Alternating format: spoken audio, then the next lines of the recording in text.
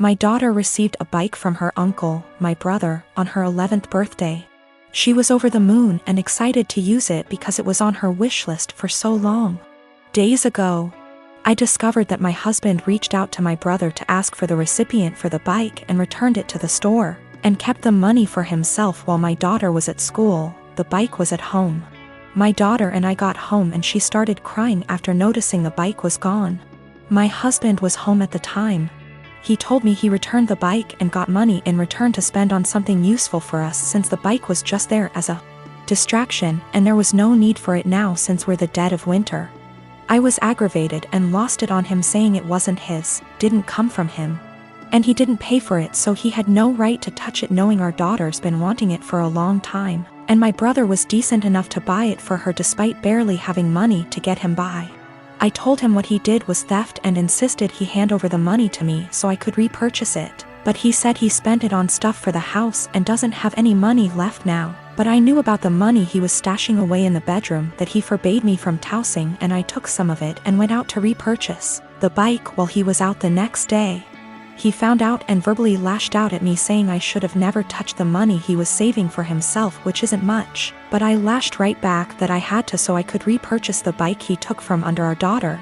He explained that he didn't keep the money for himself and instead spent it for necessities for our home, but he was at fault for taking the bike in the first place and he was responsible for getting it back. He yelled at me for almost 10 minutes, then stormed outside and started smoking. My daughter asked why her dad was upset and that she no longer wants the bike if dad doesn't want her to have it. But I assured her that's not the case and told her she shouldn't feel guilty and to just focus on enjoying her bike. My husband hasn't stopped grilling me about how I disrespected and undermined him, and managed to make our daughter hate him after making him look like the bad guy. I again said he shouldn't have touched the bike. End of the story. He's called me thief and juvenile for taking money from his savings and being sneaky about it. I'm not gonna be shy about this. My sister sucks. She is a horrible self-centered person who thinks she is the main character. She is not only a horrible person, she is a step monster. She married this guy, who is a freaking pushover. 3 years ago. He has 2 children, 10 and 6. My sister constantly complains about them, saying things like the 6-year-old is gross because he sips too loud or has stained clothing. For the love of God. He is 6. That's what a child is supposed to do. And she is so mean to the 10-year-old girl. She acts straight out jealous of her. I've caught her taunting her that daddy loves my sister more than her. She is horrible. I have straight up called her out after trying to talk to her like a million times. At Christmas she was saying that I'd be nice to have the kids there, and I said, why? You hate them? This was when everything was almost over and she had been bragging to her friends that her husband had spent more on her than on daughter. A fight ensued. My parents reprimanded me, but my cousins took my side and called her out, noting every moment that they had witnessed her being horrible. Her husband obviously took her side and said that she was a wonderful stepmother and that the kids love her. To which I said that was a lie, as I had consoled them countless times after they were taunted by my sister. They left and we haven't talked since. One day I was running errands and run into my step-nephews who were with their mother. I had never met her. And honestly, she is wonderful. We decided to have some coffee. While the kids were playing, she asked me how her children behaved, etc. I said they were wonderful, and then I just spilled the beans on my sister. How awful she was. What I've heard her say to the kids, the inaction of her ex-husband. By the end she was horrified. She said the kids didn't like her. But she always chucked it up to my sister being the new woman in their father's life. She said the kids never really said anything even when she asked. I then told her I was very concerned for the children, as my sister had straight up told the 10-year-old that it would be better if she disappeared from her father's life. Their mother saw red and asked me if I'd be willing to testify. She said that this was unacceptable and she would be taking their father to court again. I said I would recount the events that I witnessed and could ask my cousins who witnessed a lot too. She was very grateful. I asked my cousins who were all willing to recount the events. Word got around to my parents and by extension my sister. And they have been calling me the biggest asshole on the planet who would betray family on a whim. I am 33 female, don't think I'm in the wrong here, but the way my neighbors reacted to me has me second-guessing myself. A few days ago I woke up at 8:30 a.m. and was about to let my large dogs out into my fenced backyard. At the last second I checked my phone and saw that my next-door neighbor Catherine had sent me a text at 1 a.m. telling me there would be contractors in my backyard power washing her house from 8 to 9 a.m. Here's my issue. I wouldn't mind letting them in my yard if that made the work easier. But Catherine never asked, she just told me it was happening, with 7 hours notice, in a text sent to me while I was asleep. It was just by chance that I saw it before I let the dogs outside, and had I not seen it, I could have let my dogs out into my yard with contractors already in the yard. One of my dogs is a very fearful dog, and while he has never bitten anyone, that is only because I work extremely hard to protect him from unwanted encounters with strangers, advocate for him and his personal space and special needs, and never let anyone get close to him without measures taken to make sure everyone is safe. He is a very loving and special dog, so this is just not a risk I'm willing to take because I want to be a responsible dog owner. My neighbors know this, and they know he's scared of pretty much any person that I don't carefully introduce him to. I also have very clear signage on all the gates. But they told the contractors they could go into my yard. Didn't ask permission, didn't wait for my answer.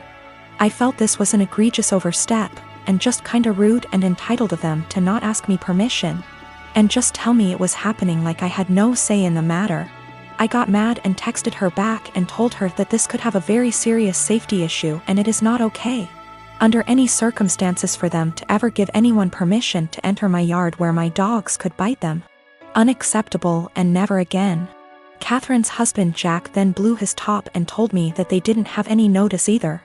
They heard from the contractor in the middle of the night and there was no time to notify me. I feel like that's not my problem, and that they should have waited to receive confirmed permission from me before telling the contractors it was okay. I really don't think I'm asking a lot here. I feel like this is an extremely reasonable request, dog issues or not. Then Jack told me that my behavior was unacceptable and that any harassment of the contractors would be dealt with, and that I was to immediately cease harassing Catherine. I never even spoke to the contractors. And I sent Catherine a total of 4 text messages that more or less said that this is a boundary they can't cross. This was unacceptable, and they are not to do it again. Jack sent me a few more nasty texts, and at this point I'm not really interested in being friendly anymore. But Jack still said that I was the one who was being unacceptable. Jack just yelled at me from his balcony to tell me that the painters will be coming back multiple times this week and he doesn't know when, so I am calling the company first thing tomorrow and explaining the situation to them. I am installing gate locks this afternoon. Since my wife and I got married 3 years ago, things have been off. I know that people grow and change with time, but around our wedding, my wife changed drastically. She bleached her dark brown hair blonde right before the ceremony, and I honestly thought I was in the wrong church for a split second when she came down the aisle. We moved into our house right after the honeymoon, and she went into full domestic mode.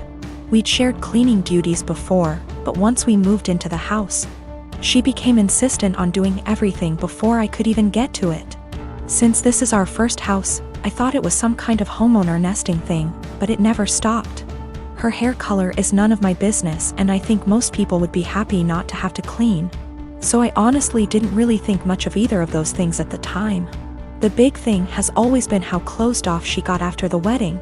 When we were dating, she'd tell me long rambling stories about her feelings and rant to me when she was upset and all that. And I liked hearing about what was going on inside her head. After the wedding, that stopped pretty abruptly. If I ask her how her day is, she will only ever tell me that it was fine or super. She doesn't talk to me about her feelings anymore, ever, even when I explicitly ask, "How do you feel about X?" She also stopped telling me about anything important that happened to her. About a year after we got married, her grandfather died. Did she tell me she'd lost her grandfather? No.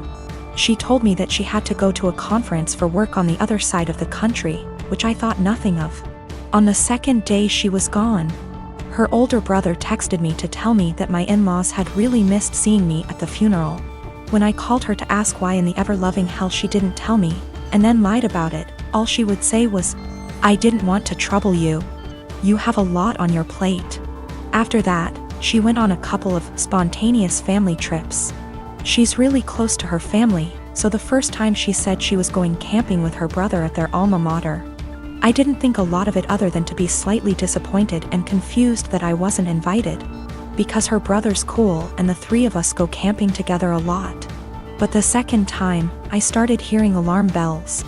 I'd like to say I'm a more secure man, but after the second spontaneous family trip, my wheels started spinning and I started to think that maybe she was cheating.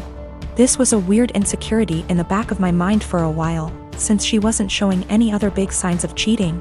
She wasn't guarded about her phone and hadn't changed her routine / appearance. A few weeks ago, she told me she was pregnant. I was over the moon about it until I asked her how many weeks along she was, and she nonchalantly said about 12 or 13. She'd been pregnant for like 3 months before she even bothered to tell me. She's not really showing at all, and she doesn't usually drink, so I had been completely in the bloody dark. I honestly hadn't even suspected. That was kind of it for me. I was sure she was cheating, and that it wasn't my kid. I thought there was no possible way that a woman would keep her pregnancy a secret from her husband for 3 months. So I snooped. Yes, I know I was wrong, but I wanted proof that she'd been having an affair before I moved out. One of my best buddies from college is a divorce attorney, and when I asked him what I should do, he sent me the info for a key logger. I installed it on my wife's laptop and was prepared for the worst. Now, I feel like what I found is somehow worse than her cheating. I didn't find any steamy messages, but I found out that she keeps a diary in a Word document that she writes in every day. I know I should have just stopped once I knew she wasn't cheating, but once I saw my name in her diary, I couldn't stop. I read all of it. All 7 separate documents, going back to way before we'd even met. Turns out she's not cheating. She's depressed, hates herself, and has absolutely no trust in me. All of the stuff I've been confused and bothered by has some kind of sad, self-loathing explanation. She hates having blonde hair, but she writes, "I know he'd divorce me if I went back to being a brunette. Because wives are supposed to be blonde almost every week." The "wives are supposed to be" thing is tangled up in everything. She thinks wives are supposed to be quiet, which is why she doesn't talk to me anymore. She thinks wives are supposed to make things easier for their husbands, not harder. Which is why she didn't tell me when her grandfather died. It just goes on and on and on. She didn't tell me when she got a huge promotion and a raise because he'd leave me in a heartbeat if he knew I made more money than he does. Men can't handle that. It hurt to know that she thinks of me as some kind of one-dimensional 1950s husband. And I've been racking my brain to think of anything I could have done to make her think this way. What I can't handle is that she'd lied about the big stuff. I honestly don't know if I can forgive her for not telling me about the miscarriages. The spontaneous family trips were actually her miscarrying 2 of our children, one at 5 weeks, the other at about 10. She went and stayed with her parents while she was recuperating, and her brother and sister came to support her. But not me. I didn't get to be there for her, because she thinks I would leave her immediately if I knew that she'd killed our children. She's convinced that she caused both miscarriages because she smoked pot for a long time before we got married. For what it's worth, it sounds like her family tried both times to get her to tell me, but she wouldn't. She finally told me about this pregnancy because her parents threatened to tell me she didn't. I'm just absolutely confused. I don't even know what to think right now. I'm just so baffled because everything she says about me in her diary is insanely nice. She goes on for pages and pages about how much she loves me and how she thinks I'm her soulmate and how she would do anything for me.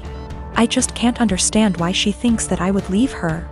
Knowing that she's spent the last 3 years walking on eggshells around me, convinced that I would leave her at the drop of a hat is just so confusing and awful. I feel like our marriage is some kind of lie. The woman I thought was self-confident and ready to take on the world is actually full of self-loathing and really, really depressed. I don't know her at all. She's been suffering silently with depression long before we met. She has no faith in me, no trust. She thinks that every hug and kiss I give her and every "I love you" I say is a lie. I just don't know what to do. She obviously needs serious help, but I don't know how to get it for her. I can't tell her that I read her diary. If she has zero trust in me now, I can't even imagine what she'd think if she knew if I read 6 years worth of her private thoughts.